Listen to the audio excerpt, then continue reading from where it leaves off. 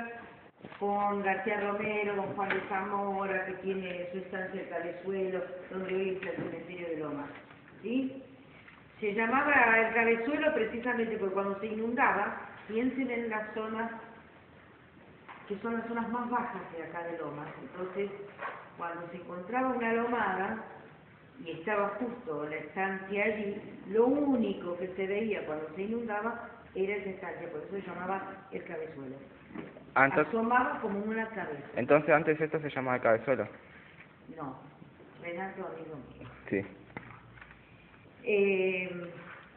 El territorio en sí, había lomadas y había zonas más bajas. Sí. Las zonas más bajas, las zonas inundables por el riachuelo. Bien. Cuando llega don Juan de Garay hacia esas tierras, vienen sus adelantados, comienzan a cubrir las tierras, a tomarlas. Había aborígenes, no en esta zona, pero sí estaban más para el lado de Monterán, Esteban Echeverría, muy poquitos. Se produce un encuentro entre los colonizadores y los indígenas. Hay una gran matanza, por eso el río se llama La Matanza, por la gran matanza del río Cubo. Eso genera después un municipio.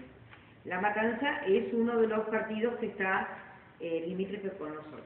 Bueno, piensen que yo les estoy hablando así, aceleradamente, porque eso es en el 1500, en el 1600 y en el 1700 estaba don Juan de Zamora. Don Juan de Zamora quiere las tierras, se las reparten, él levanta su estancia, que es considerada, entonces, como les dije recién, la estancia del Cabezuelo, porque estaba arriba de la lomada. Cuando se inundaba, lo único que se veía era esa estancia, o sea, como una cabeza. ¿Sí? Bueno, García Romero también es otro de los que está en estas tierras, las reparte, se las deja a sus hijas. Las Beatas Santa Cruz estuvieron también. Yo les doy algunos nombres, pero lo tienen todo en la síntesis. No hablo más porque quiero profundizar lo otro y ustedes ya lo tienen anotado. Las Beatas Santa Cruz se las llamaba Beatas porque parecían monjas de cómo vestían o enseñaban. Se dedicaban a educar a los chicos, como había maestros en el primer. Con el tiempo, esas tierras se van vendiendo y hacia acá llega don Tomás Ligera. Don Tomás Ligera, que tenía sus tierras también en Montserrat, en Flores, vivía por allá. Se viene para acá con su familia, él tiene 10 hijos. Van trabajando la tierra, haciendo chacras. Hacia 1821 solicitan al gobernador Martín Rodríguez que les dé 30 chacras a cada una de las familias que vivían, de 4 manzanas cada uno. ¿Para qué? Para fundar un pueblo, porque ustedes tienen que pensar que las distancias hasta la iglesia más cercana eran muy grandes, no había autos. Para trasladarse tardaban mucho, entonces se imagina que no iban a ir, bueno, vamos hoy a misa y después, no, juntaban bautismos, comuniones, casamientos, todo juntos para poder solucionarlo. La iglesia más cercana o era en la ciudad de Buenos Aires o era en Quilmes. Nosotros dependíamos de ese curato, el curato de Quilmes.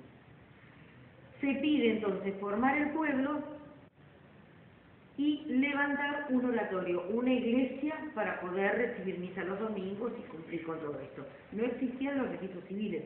Recién en 1880 y no me acuerdo monedas, creo que en 1888, aparecen los registros civiles acá en la Argentina.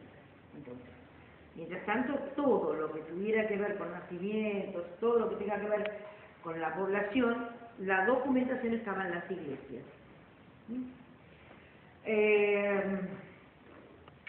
Se reparten las chacras, varios de sus hijos tienen sus chacras, entre ellos Manuel Antonio Ligera, que era un capitán. También fue comisario de Quilmes y su comisariato estaba dentro de su chacra, la chacra número 12, que estaría ubicada entre lo que es Boedo, Las Heras, Alvear, y Rivera, todas esas manzanas, esas eran la chacra de Manuel Antonio Ligera. 12, la chacra número 12. Ahí levanta el oratorio. Ven. Lo que quedó del oratorio es, a ver si miran, acá tienen un dibujo con lo que podía ser la capilla. Está ese dibujo se hizo en base a una descripción. Era de adobe y paja, mándate cuando puedas, pero bueno. Bueno, no, está bien. No vio el... Se hizo para que nadie se tragara el escarón que había. Bueno, el sagrario es uno de los objetos que ha quedado de la iglesia. Está el crucifijo, el cáliz, la patena, que es donde se llevaba la Eucaristía para cuando había un enfermo y entonces darle la comunión. La imagen que ustedes ven ahí, este oratorio estuvo consagrado a San Antonio y después a la Virgen del Tránsito. La imagen de la Virgen del Tránsito, que está enmarcada, hoy están en la capilla del Hospital Gandulfo. Así que si ustedes tienen a ir hasta el hospital, pueden entrar a la capilla, sacarle una foto a la imagen para poder ilustrar un poco más. Esta imagen es la imagen más antigua que hay en Roma. Recién para 1850 se trae la imagen de Nuestra Señora de la Paz, que es la patrona de Lomas. Bien, en esta sala lo que hicimos fue representar un poco con una escenografía cómo podía ser don Tomás Grigera, porque en realidad en esa época no había fotografías y la única descripción es la que dio Vicente Fidel López, uno de los historiadores, y hace la descripción de un hombre delgado, de cejas profundas, con barba. Piensen que era un gaucho, era un hombre de la tierra, un trabajador, no era un... Él le escribe en 1819 el primer manual de agricultura que hay en la Argentina. En una descripción muy simple, muy nuestra, muy del criollo, cómo se podía sembrar, en qué fechas y en qué épocas. Yo tenía un cartel que, bueno, disculpen, pero todavía no está terminado el panel que corresponde a Tomás Grigera. En realidad esto es del año pasado. Esto sí queda, esto es de Santa Catarina. Fue uno de los que se levantó contra los ingleses en 1806 y 1807 para luchar contra ellos en las invasiones inglesas. Y en la jornada del 5 y 6 de abril, entre morenistas y saavedristas, él apoya a Saavedra en ese conato de revolución que hubo una sonada en 1811. Para más datos, busquen en los libros de historia, van a encontrar que Tomás Grigera figura justamente en la sonada del 5 y 6 de abril. Creo que en la síntesis está puesto, pero de todas maneras en mis libros de historia también lo van a encontrar. Eso es una forma de que investiguen también. Y si no lo encuentran en los libros de historia actuales, busquen en los más viejos, siempre lo van a encontrar. Bueno, cuando en 1823 Rivadavia elaboró una ley, que es la ley de enfiteusis, por la cual podían venir al país inmigrantes para trabajar la tierra, a las cuales se las entregaba en arrendamiento, o sea, como un alquiler. Trabajaban la tierra, una parte la iba a llevar el Estado, pero ellos la mayor cantidad se la llevaba el colono. Acá vienen entonces, traídos por Paris Robertson, una colonia de escoceses muy grande que se instaló en lo que hoy es Santa Catarina. Acá van a ver una fotografía de lo que era la casa central donde estaba Santa Catarina. Este es un dibujo que hizo Carlos Moreno, el arquitecto Carlos Moreno, que es miembro de la Comisión Nacional de Monumentos y Sitios Históricos, que trabaja en el Cabildo. Él tiene una... le gusta dibujar, bueno, todos estos dibujos son hechos por él. Tiene una particularidad, casi todos tienen la misma cara, la cara de él. Es así, a ver, si por acá ven. O sea, él los dibuja como hace Caracocheo, como hacen grandes dibujantes que se dibujan a sí mismos. Y tiene esto de destacar todo lo que tenga que ver con nuestro patrimonio, el patrimonio tangible y el intangible. Cuando hablamos de lo tangible, hablamos de un objeto, de algo que nosotros tocamos, vemos, sabemos. Lo intangible es lo que no podemos tocar ni podemos ver, pero sí lo tenemos. Y siempre un patrimonio intangible tiene un sustento tangible, o sea, ¿de dónde sale? Por ejemplo, sabemos que las milanesas es algo nuestro, es algo argentino. Eso es tangible, lo tocamos. El aroma de las milanesas no lo podemos tocar, pero cuando nosotros pensamos en la milanesa, ya vemos cómo es la forma. Él siempre cuenta, cuando lleva sus charlas sobre patrimonio tangible e intangible, cuenta de algo que pasó en Luján. Había un molino que estaba bastante destruido y la gente quería que se restaurara porque ese molino era parte de su identidad, era algo muy importante. ¿Y cuál era la identidad? Si nosotros vemos el molino y sentimos el aroma al pan caliente, porque todas las mañanas, cuando el molino funcionaba y estaban trabajando la harina, siempre la gente que trabajaba en ese molino preparaba el pan para venderlo a los vecinos. Entonces, en Luján identificaban el aroma del pan con ese molino, por eso trataban de que lo restauraran. Se restauró. Si ustedes tienen la oportunidad de ir un día al Museo Gaondo, van a poder ver atrás el molino que les digo. Él tiene esa costumbre, bueno, habla mucho sobre lo que ya les dije sobre el patrimonio y cómo tratar de preservarlo. Ustedes piensen en el barrio de ustedes y a ver si hay algo que ustedes se identifiquen con ese barrio.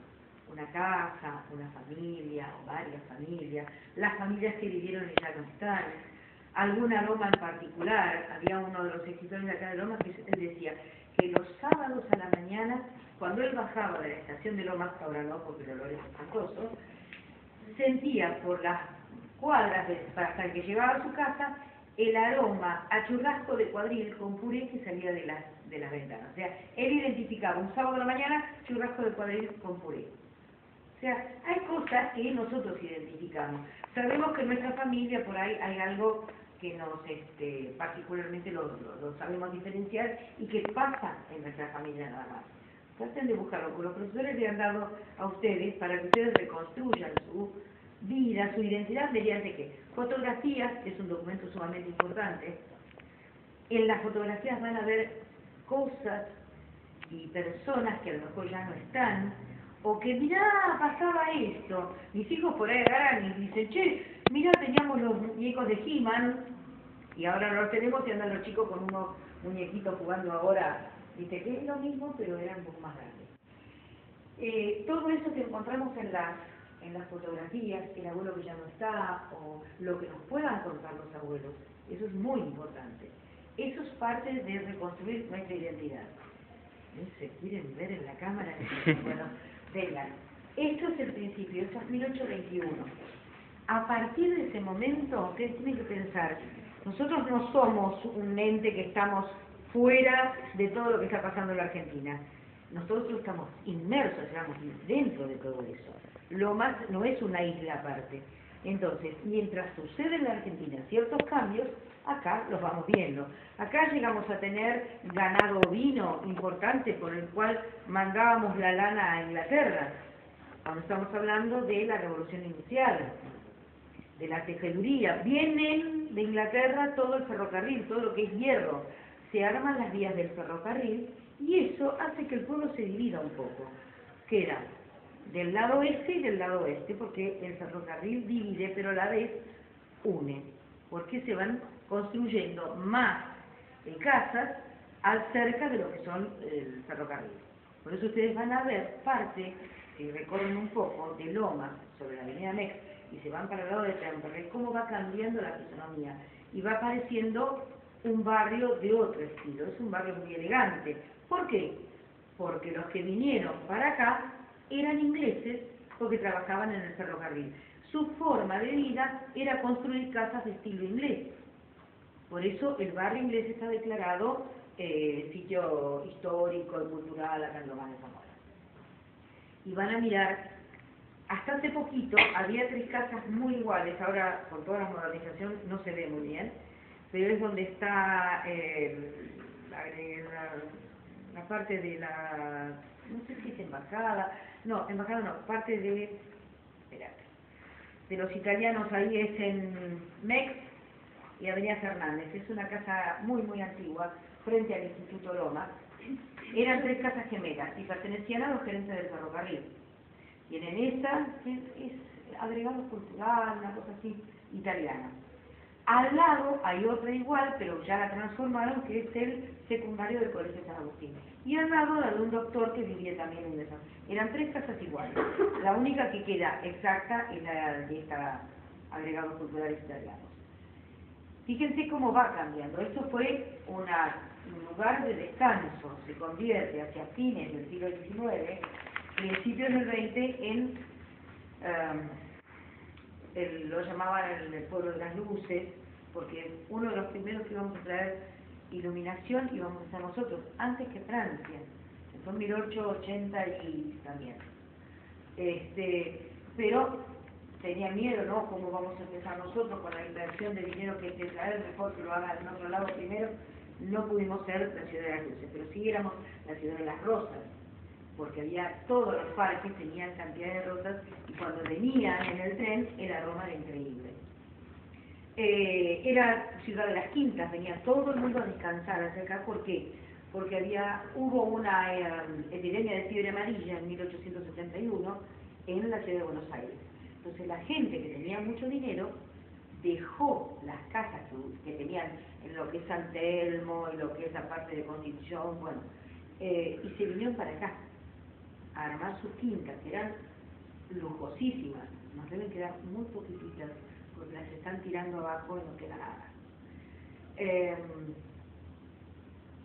Las casas que ellos dejan en Capital se convierten en casas de inquilinatos, porque vienen la inmigración a fines del siglo XIX, una gran inmigración. El 14% de la inmigración mundial vino a la Argentina. Es una barbaridad. Creció más de 2 millones de habitantes más en lo que es el fines del siglo XIX. Esa gente se ubica en esas casas abandonadas, que se convierten en las casas de inquilinatos. O sea, cada habitación, piensen caja chorizo como esta, un poco más larga. O sea, entran por un pasillo, tienen un patio central y después había habitaciones. Esta casa tenía todas puertas que daban hacia el patio. Este originalmente fue el baño, esta fue la cocina de la casa. Ahí había un patio, después había una habitación y arriba otra. Eso un poco más grande en Buenos Aires. Cada familia ocupaba una habitación que tendría 5 metros por 5 y las familias podían llegar a ser 8 o 10 personas. Ese hacinamiento, esa forma de vida, que los hace como una torre de Babel, porque ahí se encontraban los turcos con los españoles, con los polacos y los italianos, cada uno hablaba su lengua. Entonces, ¿qué pasaba? Comienzan a tener hijos. Esos hijos tienen que ir a escuelas argentinas. Pero si esa familia le siguen enseñando el idioma de su país de origen, las cintas tradicionales, acá no van a aprender cuáles son las argentinas. Entonces el Ministerio de Educación pide que en las escuelas se comiencen a dar más y a celebrar las fiestas patrias, el 25 de mayo, el 20 de junio, el 9 de julio, por ese tema. Porque, por ejemplo, la ciudad de La Boca, eran todos italianos. Venían, se instalaban allí en esas casas así de inquilinatos y seguían haciendo sus fiestas italianas, con banderas y todo. Entonces vos decías, ¿cómo? Tengo una Italia acá mismo en la Argentina, y los chicos no entendían ni lo que era el himno nacional ni nada. Se prepara la canción Aurora, la que ustedes cantan para la bandera, y ahí comienza entonces en 1910 a cantarse la canción Aurora obligatoriamente en la Argentina. Fíjense todo el tema que tenemos. Cuando yo les hablé de la epidemia de fiebre amarilla, eso provoca que se saturen los pozos en la ciudad de Buenos Aires. Las infecciones eran muy grandes y la gente se moría, por eso vienen para estos lugares. El doctor Rawson les enseña, entonces empieza a dictar cursos de salubridad y comienzan a instalar los baños dentro de las casas. Todavía no está terminado, pero acá lo que queremos representarles es las bañeras. Las bañeras eran de mármol de Carrara, eran carísimas. No cualquiera podía tener un baño en su casa. Muchas veces las grandes mansiones ubicaban la sala más grande para hacer ese baño. Si no, se lavaban con una jarra y una palanganita que llamaba aguamanil y jofaína. Entonces, eso, o en el mismo dormitorio tener un mueble donde vos sacás un cajón grande y estaba el inodoro. Y después venían, lo sacaban, lo tiraban, lo volvían a poner. Y en la otra tenías la palangana para lavarte las manos. Acá después lo voy a traer porque nosotros tenemos uno enlosado y justamente se colocaba dentro de un mueble, cajones. La vez pasada fui al Museo Gaondo y nos mostraron unas salas que todavía no están para abrir, recién se piensa que se puede abrir para el año que viene o para el bicentenario de 1816 de la independencia, creo que las van a abrir allí porque está bastante complicado. Están todos los muebles de Nicolás Avellaneda y ese mueble que tiene en el dormitorio sacan un cajón y está el inodoro y en el otro el lavamanos, así que fíjense cómo era. Las normas de higiene tenían que instalarse un baño realmente como correspondía. Los que no lo tenían tenían que salir de su casa a la habitación que estaba en el fondo y iban a la letrina. Y te la regalo a las 2 de la mañana en pleno invierno, se agarraban a la serpiente. Todo eso era justamente por el problema de la falta de higiene. Por eso se comienza a trabajar de esa manera. Acá lo que van a ver es una escenografía de 1910, como eran las casas chorizos, con su zaguán, su patio central, y cómo, para hacerlas más suntuosas, más elegantes, usaban este tipo de azulejo, que también realmente lo conocemos como mayóricas. Estos son de algunas casas más antiguas en Lomas de Zamora. Ahora es fácil, nosotros armamos el baño, compramos la cerámica y todo más limpio. Pero en ese momento era algo suntuoso, algo caro. Bueno, les muestro, no está terminada la exposición, estamos sin conseguir que nos vengan con la agujereadora a poner un panel.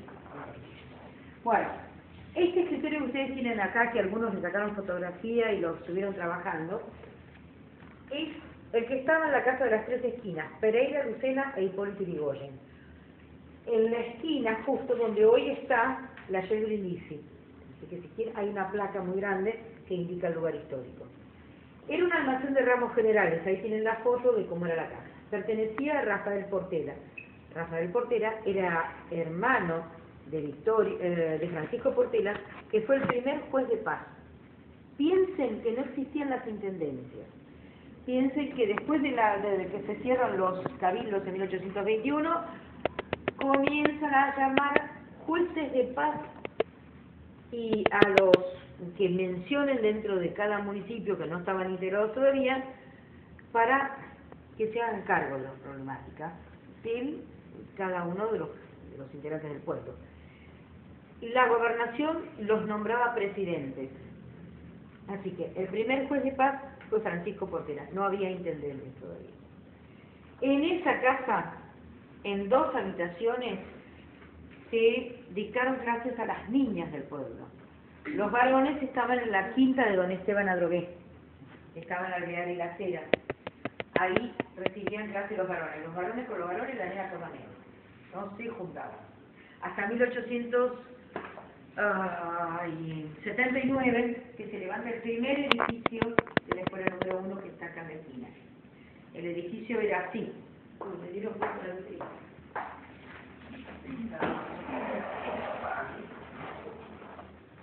La primera escuela, la número 1, es la que ustedes ven ahí. Ese dibujo está allí. Después se tira abajo y se levanta el actual edificio de la escuela 1, que está declarado Monumento Histórico Nacional. Esto está sin terminar, pero es para mostrarles, porque esto después hay que arreglarlo, faltan objetos, pero por ejemplo es ropa que se usaba en 1900. La gente, ¿por qué tenemos este tipo de ropa? Porque la gente que lo hacía era gente aristocrática, que tenía mucho dinero. De la gente que no tenía dinero no nos queda. ¿Por qué? Porque no había para irse a comprar una remerita y un vaquero. Había que preparar, las telas eran caras y no se podía tener. Casi siempre los que menos tenían usaban la ropa que los aristócratas dejaban. Tampoco termina de usarse, ya se destruye después la ropa. El tema es eso, no podían tener. Cuando hace más de 100 años, la mujer cuando se casaba, el traje de novia era único. Y tenía que pensar que debía utilizarse en otros momentos, por eso muchas veces se usaba en negro. El blanco comenzó a usarse más o menos para el 1900, porque realmente eras reina por un día. Ese día tenías su traje y después tenías que aprovecharlo cuando tuvieras reuniones. No se podía, no había placas. Así que lo que ustedes ven acá duró porque alguien lo conservó. La tapa esta la encontraron en un antillito de una casa, de una estancia, guardada toda envuelta en papel. Miren lo que es eso está hecho en guipure, todo trabajado en seda, solamente conservándolo. Si no, si lo usamos hasta que reventó, no lo podemos guardar. ¿Está? La otra está hecha todo con distintos encajes que incluso están unidos, que no es una sola pieza, son varias. Bueno, seguimos. Los muebles que ustedes ven acá, los trajeron hace muy poquito, estaban en el salón más grande del Palacio Municipal, que es el Salón de Intendentes. Ahí cuando alguien viene a verlo al intendente, entran a ese salón tan grande, que está en el segundo piso y en la parte central del edificio, así que si ustedes se cruzan a la plaza, sáquenle una foto al edificio, el segundo piso, la parte central, es el Salón de Intendentes. Estos muebles estaban ahí. Ahora, si bien están tapizados, modernos, porque esto es nuevo, nos vamos a dar cuenta de la antigüedad que tienen por las patas.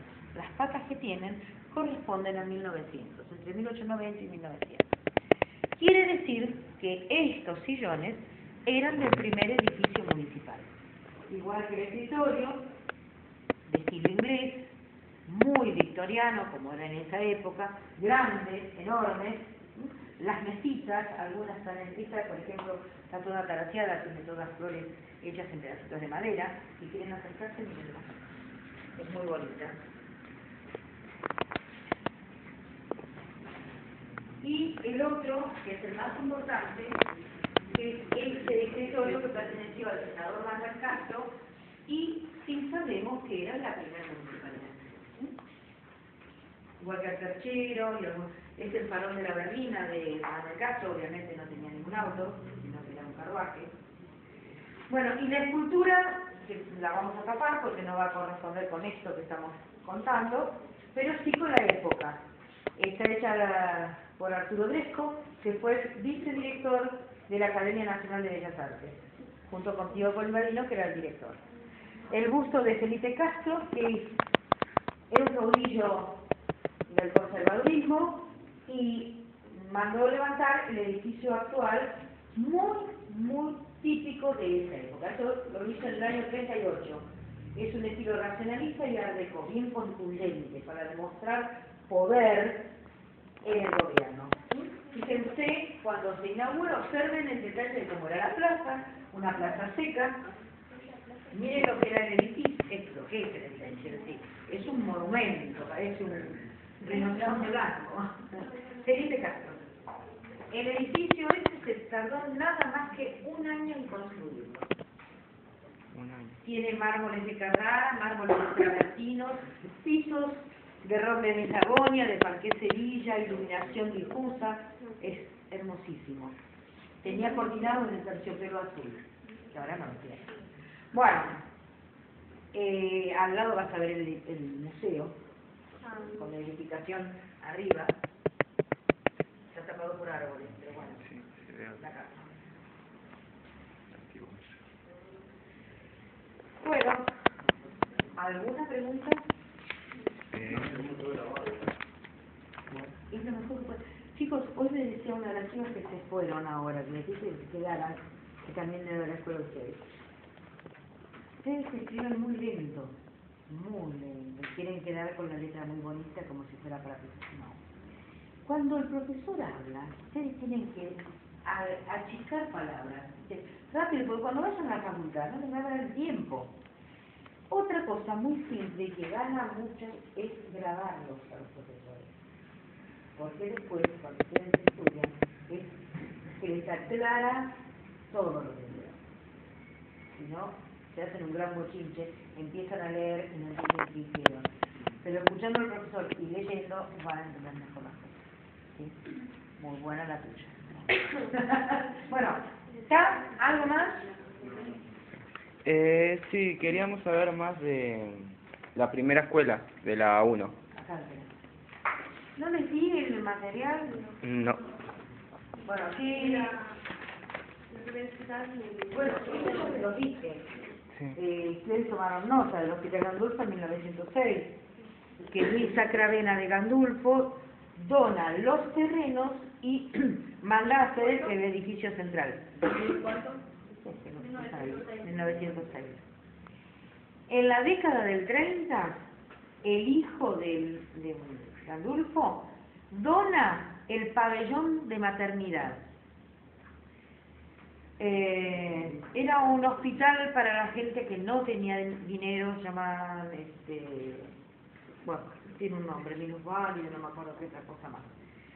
Y ella pidió estrictamente que ese hospital se levantara, tenía que ser gratuito, no se le podían cobrar impuestos porque era para la gente más pobre, si no iba a ser usado. Para eso ella retiraba todo. Así que se levantó ese hospital. Bien, que ahora lo han ampliado, es una maravilla cómo funciona, sinceramente. Bueno, ¿algo más? Ah, lo de la escuela 1, Al cuartel de bomberos. Váyanse al cuartel de bomberos, que los van a atender divinamente y les van a dar folletería seguro. Eso lo tienen acá nomás. ¿Cuánto? A ver, esta que viene de acá atrás es San Manuel Castro. La otra es Azara. Azara, esta está en Coelho La Prida. En La Prida pasa a llamarse Saavedra. O sea, ustedes están a 2 cuadras de acá. Y el cuartel de bomberos está en Saavedra y La Prida. Se la de acá atrás. ¿Sí? 2 cuadras nada más. El cuartel, se van a dar cuenta porque están todos los coches afuera o algo. Vayan porque atienden divinamente. Les van a dar un montón de explicaciones. Y con respecto a la escuela 1, que yo les expliqué que comenzó en la quinta de donde Esteban Adrogué y en la casa de las 3 esquinas, que el edificio se hizo en 1879, ahí tienen que tener algunos datos. El primer maestro era Carlos Croce y Catalina Rodríguez también daba clases. Así que algunos datos tienen allí. ¿Quién fue el primer maestro? ¿Cómo? ¿Quién fue el primer maestro? Carlos Croce. Carlos Croce.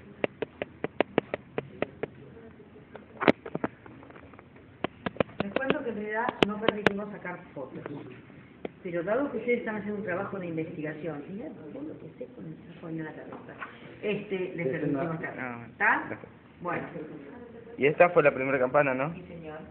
Bueno, esto nos sirve porque necesitamos un objeto que objeto. tenga interés. Sácale, fíjate las fotografías que hay, los dibujos, las fotos de la primera escuela.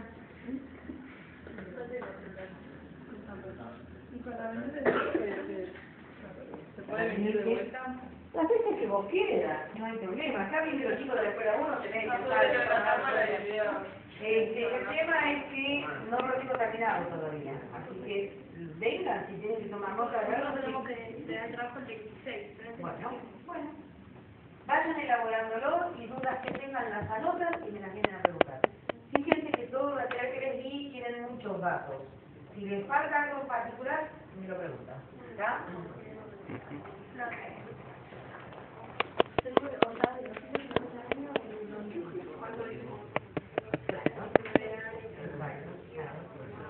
¿Y esto de qué es?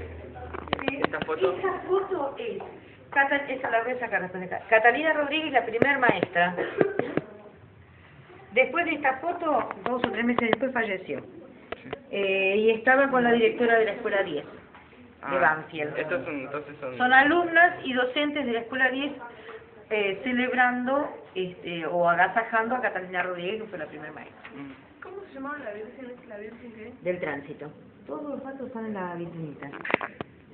Todas las dudas que tengan, vayan al hospital, sáquenle foto al edificio central más antiguo, métanse por Belgrano, que es la calle lateral, en el final está la capillita, pidan entrar, saquen foto a la Virgen del Tránsito, es importante. Antes del mediodía, por el mediodía cierre, se van a comer. Ahora podemos ir Dale, sí. Bueno. Está cerrada. Bueno, acá termina lo que fue la exposición al video de... Bueno, lo que nos mandó hace la profesora de historia. ¿Te das cuenta? Buenos Aires. llegás a la esquina, cruzás para allá y haces 2 cuadras hasta la pila. Cruzás la pila, ahí